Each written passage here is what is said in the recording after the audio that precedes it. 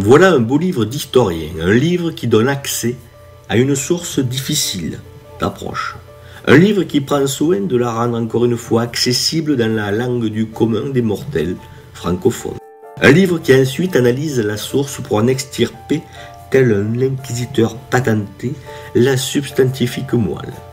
Une inquisition en Provence, Apt 1532, tel est le titre de l'ouvrage.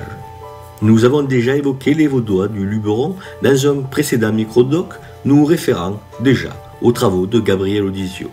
Dans la même veine, il nous livre un document important sur une inquisition en Provence au début du XVIe siècle.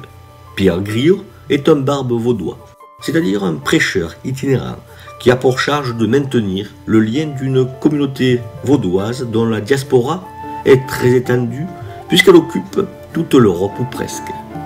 Sans doute cette diaspora s'est-elle divisée en deux sous-groupes sous les effets isolants de la séparation linguistique. Langue romane et langue germanique formant deux ensembles. Notre Pierre Griot est donc un barbe de langue romane qui prend le pouls de la communauté et dresse des rapports pour ceux qui représentent la tête pensante de la secte. Terme qu'il ne faut pas prendre à cette époque dans son sens péjoratif contemporain.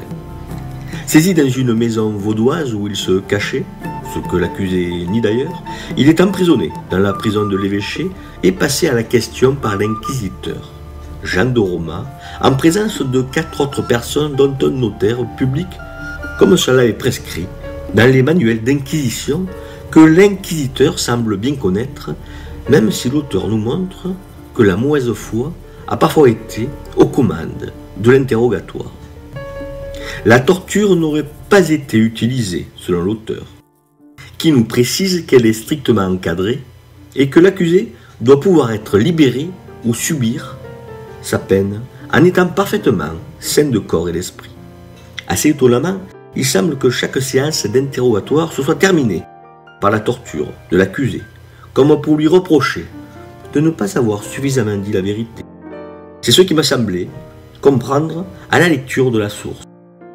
Contrairement aux usages que nous pouvons connaître, où la torture constitue une préparation à l'interrogatoire, une mise en condition, ici, elle semble être utilisée comme une punition, ce qui en change la fonction et le regard que nous devons lui porter.